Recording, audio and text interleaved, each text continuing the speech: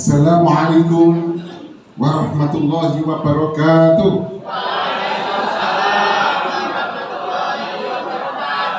Selamat pagi. Kita luar biasa, biar semangat. Selamat pagi. Tepuk tangan untuk kita sekalian. Saudara, saya akan cerita. Dulu ada seorang raja yang sangat bijaksana. Dia memimpin suatu kerajaan yang besar. Suatu hari raja itu dapat tamu pemuda dari desa.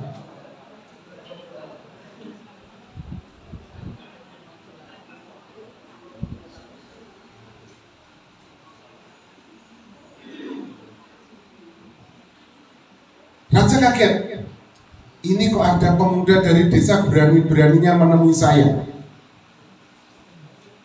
Akhirnya ditanya, wahai pemuda, ada apa gerangan kamu menemui saya pada pagi hari ini?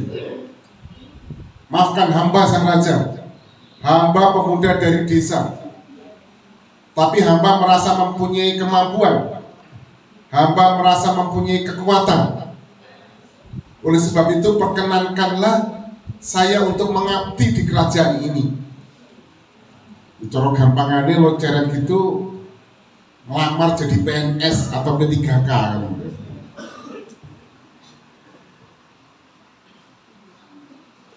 Ditanya oleh sang raja, apa yang kamu punya kok berani-beraninya kamu melamar menjadi abdi negara di sini? Saya mencari kapak yang raja, yang dengan kapak itu apapun titah sang raja saya bisa melaksanakan. Saudara, begitu semangatnya, begitu luar biasanya kemampuan atau keberanian dari pemuda itu. Akhirnya karena melihat dari ujung rambut sampai ujung kaki, dan raja ini adalah orang yang bijaksana, tanpa pikir panjang, akhirnya pemuda itu diterima untuk menjadi bagian dari kerajaan itu. Wahailah pemuda, permintaanmu saya kabulkan. Mulai hari ini kamu saya lantik untuk menjadi abdi negara di kerajaan ini. Betapa gembira dan senangnya pemuda itu. Dia tidak mengira kalau secepat itu diterima. Pikirannya dari rumah pasti nanti dimarahi oleh raja. Pasti nanti misalkan diperbolehkan ada tes dulu. Kalau sudah dites pasti nanti ada masa-masa percobaan. Lawang PNS ada CPNS kan gitu kan. P3K pun juga melalui diklat juga.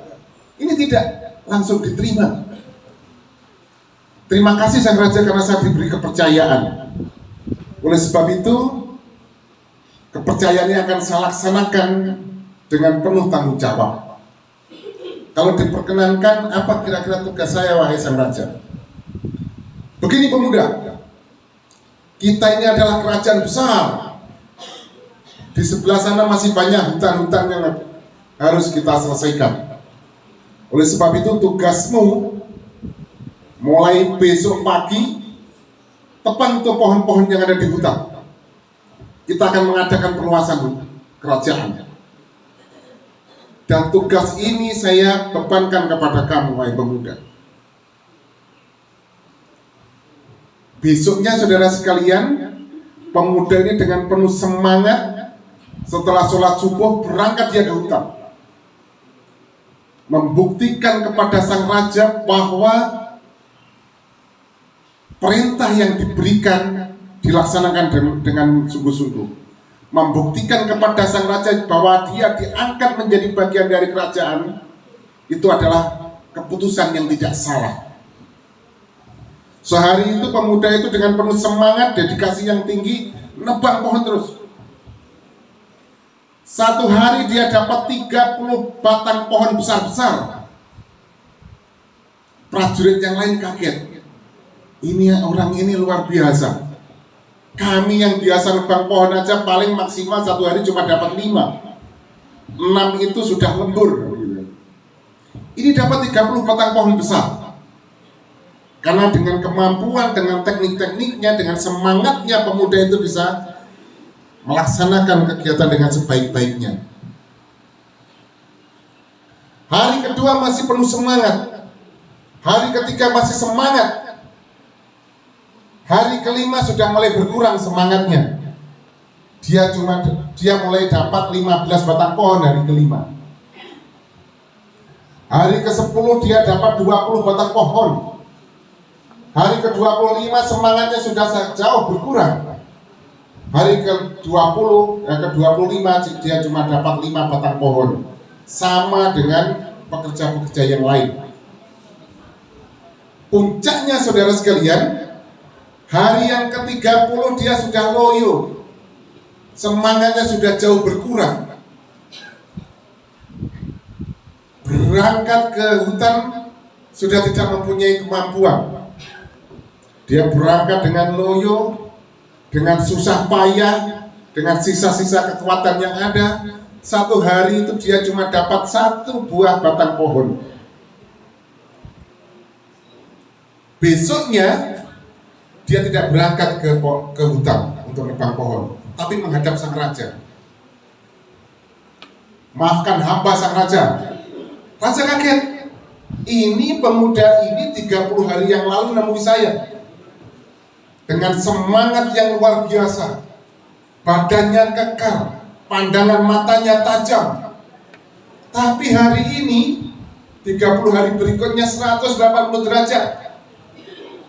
Semangatnya tidak ada. Badannya loyo, matanya sayu. Ditanya oleh Pak Raja, ada apa wahai pemuda? Maafkan hamba sang raja. Hamba tidak bisa melaksanakan titah sang raja dengan baik. Oleh sebab itu perkenankanlah hamba untuk mengundurkan diri dari kerajaan ini. Mundur dia. Raja kaget. Ada apa gerangan?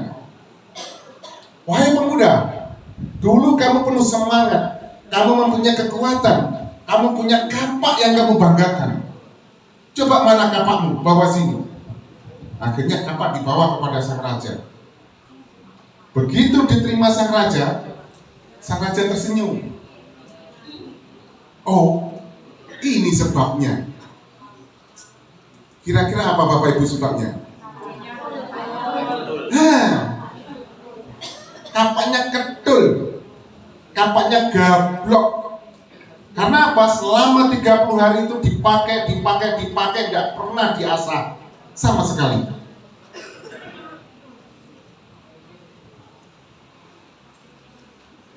Bapak Ibu, hari ini panjenengan mengikuti BIMTEK implementasi kurikulum merdeka tahap yang kedua. Anggap itu adalah untuk mengasah, merefresh pikiran kita. Kalau kapak tadi saya ibaratkan gablok, kedul karena tidak pernah diasah, pikiran kita itu juga begitu. Saya yakin yang di depan saya ini sudah pengalaman mengajar. Tapi kalau kita ngajar terus tanpa ada kegiatan-kegiatan BIMTEK, pelatihan, workshop dan sebagainya, maka pikiran kita akan terbawa dengan masa lalu. Gablok dan sebagainya. Sebab itu saya berharap KTP ini mau jadi BIMTEK ini terus dengan baik. Kelompok wawasan kita supaya kita memberikan pelayanan kepada anak kita menjadi lebih baik. Jangan dibalik. BIMTEK-nya, pelatihannya, guru 90 tahun mengapa bisa BIMTEK ini. Kalau pikiran seperti ini, sudah kita seperti dalam kata daun tebu. Tapi kalau pikiran kita, alhamdulillah, ada BIMTEK lagi, kita ketemu dengan teman-teman, kita ketemu dengan narasumber, merefresh pikiran saya, merefresh pemikiran saya, bagaimana bisa memberikan pengajaran yang lebih baik kepada anak-anak. Kalau niat kita sudah baik, kita itu enak mengikuti kegiatan ini. Saya ucapkan terima kasih bagi Korwil Luceret yang satu-satunya Korwil melaksanakan BIMTEK IKM tahap yang kedua untuk satu bersama. Yang lainnya masih tahap pertama itu berbelum semua. Yang saya hormati Pak Korwil, pengawas, Bapak Ibu K3S, kepala sekolah, Bapak Ibu sekalian, peserta BIMTEK yang berbagai saya muliakan. Tadi itu untuk pembukaan, supaya kita mempunyai semangat yang sama, satu frekuensi, bagaimana meningkatkan untuk pendidikan yang ada di Kabupaten Nganjuk. Sekali lagi, kurikulum Merdeka ini diciptakan dalam rangka untuk kita ada lompatan mutu pendidikan. Sering saya sampaikan, kalau kita biasa-biasa saja, tidak ada lompatan mutu pendidikan, kita akan kalah dengan negara-negara yang lain. Tahun 70-80 sering saya sampaikan, Malaysia, Brunei minta kepada kita supaya dikirim guru dan dosen.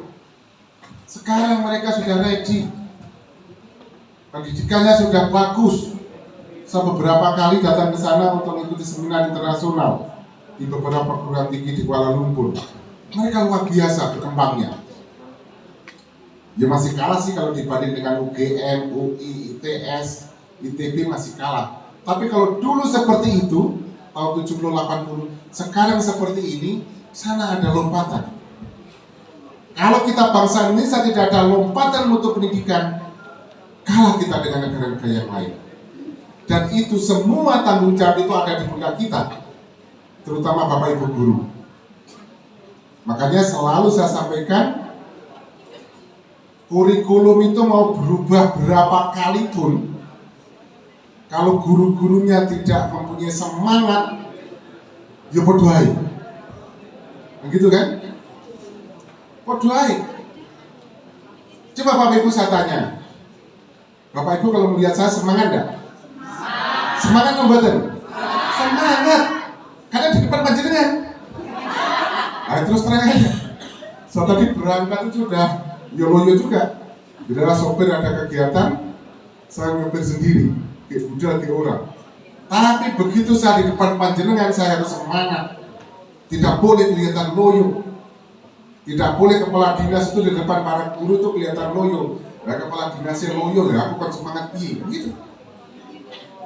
Sama dengan Bapak Ibu guru sekalian. Kalau begitu ketemu dengan para siswanya, siswa-siswinya, harus semangat. Hilangkan masalah-masalah yang ada di rumah. Hilangkan hutang-hutang itu untuk sementara. Gitu. Sementara kok bang ngajak balik nenggonin rumah guru, mikir hutangnya, loyonya kamu. Iya. Tapi di depan siswa harus kelihatan semangat. Sama-sama ngajarnya. Aja, wis kosong kabeh. Buka ya. Matematika ya. Halaman itu ya. Sama buka wis iki kerjane. Ya, kerjane ya. Di situ kan ada yang model-model gitu. Di sono sih, di sini nggak ada. Paling 1, 2, 3 dan seterusnya. Nggak biar aja. Coba berbeda. Anak-anak, hari ini kita belajar pelajaran yang asik. Pelajaran yang dimana anak-anakku sekalian nanti dewasa selalu digunakan. Apapun kamu nanti jadi apa, jadi menteri, jadi TNI, Polri, bahkan jadi pedagang pun membutuhkan matematika. Gitu. Diberi semangat. Coba sekarang buka halaman 7. Mari kita kerjakan bareng-bareng. Beda dengan yang pertama tadi. Yang disampaikan sama, cuma berbeda berbicaranya, berbeda semangatnya. Anak-anak akan tersugesti oleh itu semua. Dan itu tugas kita Bapak Ibu. Kurikulum Merdeka ini tugas Bapak Ibu guru menjadi lebih berat. Halo? Tugas panjenengan itu di kurikulum Merdeka lebih berat.